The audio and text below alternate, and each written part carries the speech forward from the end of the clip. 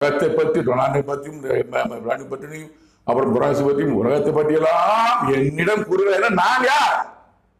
எனக்கு அவன் முக்கியத்துவம் அதை சொல்ல வரேன். இது நான் சொல்லல, இந்த கடவுள் சொன்ன வார்த்தை.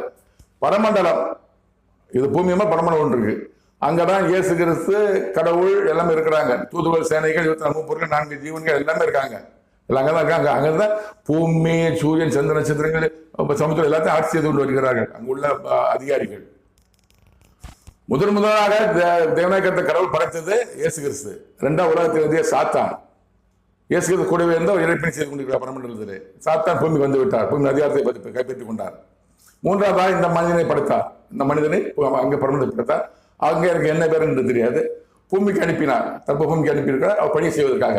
முதலில் இயேசு கிறிஸ்து பூமி அனுப்பினார், பணியை முடித்தார், அழைத்துக் கொண்டார். உலகத்தில் பூமியில இருக்கிறார். பூமி நடக்கக்கூடிய கொலை, தற்கொலை, விபச்சாரம், வேசிதனம்,